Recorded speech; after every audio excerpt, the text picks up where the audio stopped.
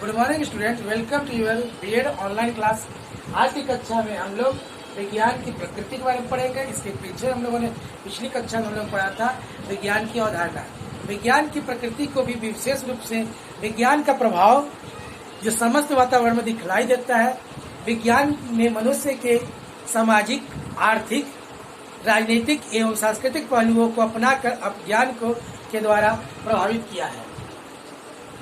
इसलिए अनावश्यक प्रतीत होता है कि यह बहुत जरूरी हो गया है कि विज्ञान क्या है उसको समझा जाए। अपने वातावरण को समझने के हेतु विज्ञान के ज्ञान को प्राप्त करना अति आवश्यक है, ताकि विज्ञान के आधार पर व्यक्ति इस वैज्ञानिक युग में भली भांति अपने जीवन को बिता सके और उपयुक्त परिणाम निकाल सके। इस प्रकार प्रत्येक छात्र को अपने वातावरण में होने वाले घटनाओं तथा जीव और भौतिक जगत को भली प्रकार समझने हेतु विज्ञान की प्रकृति को समझना आवश्यक है और अनिवार्य भी है। अपितु अनिवार्य इसलिए करता है जिसके द्वारा वातावरण में उत्पन्न समस्याओं को हल करने में सफल हो सके। यदि विज्ञान के शिक्षक अपने अंदर उत्पन्न घटनाओं को उपरोक्त धारणा के आधार नहीं समझ सकते हैं, तो ग्रहण नहीं कर सकते, तो विद्यालय में अपने छात्रों के वातावरण में उत्पन्न घटनाओं को समझने तथा हल करने में असफल हो जाएंगे। कक्षा में केवल छात्र को पुस्तकीय ज्ञान न प्राप्त करने के पर्याप्त नहीं है, क्योंकि इससे शिक्षक छात्रों में ज्ञान को तो भर सकता है, परंतु नवीन ज्ञान को प्राप्त करने के लिए प्रवृत्ति का विकास नहीं कर सकता है। जो सोच होता है उसे बदल नहीं सकता है कि किताबों में जितना रखा है उसी चीज को जानेगा, उसके अलावा नहीं समझ सकता। इसलिए जरूरी है कि विज्ञान के दृष्टिकोण के अनुसार वो विकास कर सके। वो भली प्रकार से समझने हेतु विज्ञान की प्रकृति को समझना आवश्यक है। नीचे दिए गए प्रतीकात्मकों को देखकर हम अंतर्गत लगा सकते हैं कि कैसे प्रकृति पर नियंत्रण करना, कंट्रोल ओवर नेचर। मानव ने बहुत समय से प्रकृति पर विजय पाने के लिए विभिन्न उपाय किए हैं।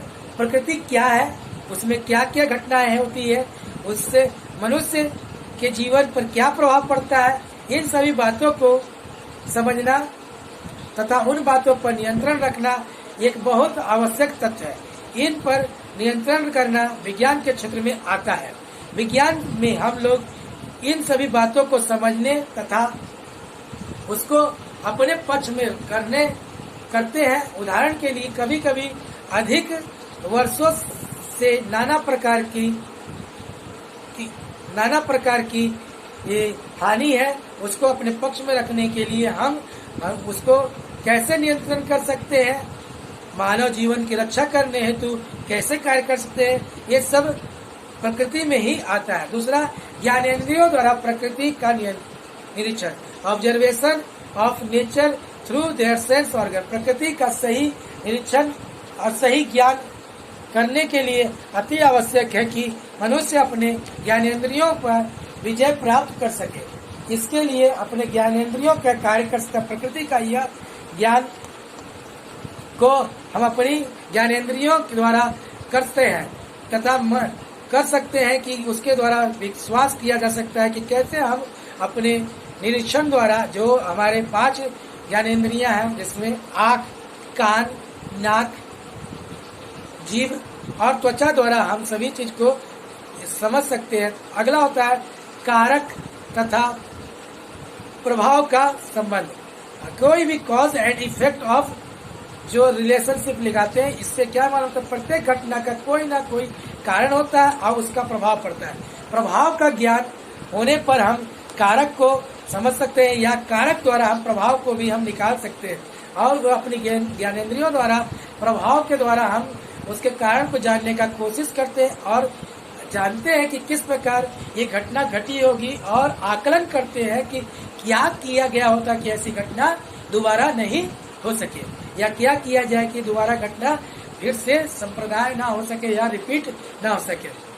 अगला, सिद्धांत तथा नियमों की स्थापना करना। प्रकृति में चारों ओर भिन्न भिन्न प्रकार की घटनाएं होती है।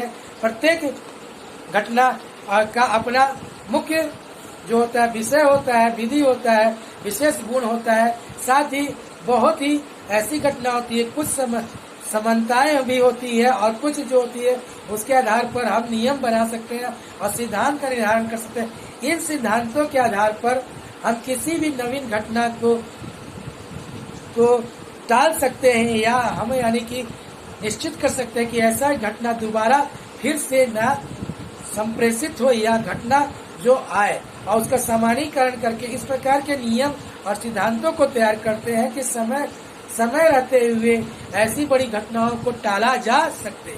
और अगला है समानुकूल विधि का प्रयोग। समय के हिसाब से inductive approach to for the followed.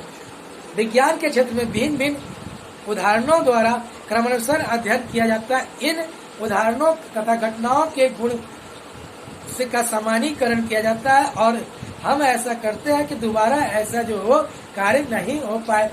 और अभी अगली कक्षा में जो हम पढ़ेंगे उसके पॉइंट की बात कर लेते हैं।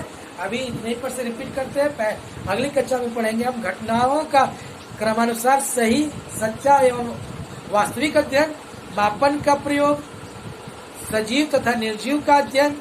अगला उसी में पढ़ेंगे विज्ञान की पद्धतियों का तथा उपागम, वैज्ञानिक अनुसंधान में परिपक्वता के एक मानविक उपकरण या कार्य प्रणाली, प्रत्येक खोज के नियंत्रित प्रयोग का आधारभूत। और लास्ट पढ़ेंगे हम लोग विज्ञान का ज्ञान वर्षों पर संचित ज्ञान। आज जो हम पढ़े हैं उसी पे फिर चर्चा करते हैं। आज हम विज्ञान की प्रकृति के अंतर्गत पढ़े हैं, जिसमें से पहला पढ़े थे हम लोगों ने कि कैसे अवधारणाओं के द्वारा ज्ञान को प्राप्त कर सकते हैं। दूसरा कारक तथा प्रभाव का संबंध पढ़े थे। तीसरा सिद्धांत तथा नियमों की स्थापना किए थे। और लास्ट पढ़े थे समय अनुसार विधि का प्रयोग। कक्षा जो होगी अगली जो होगी उसमें भी हम प्रकृति को ही पढ़ाएंगे। धन्यवाद।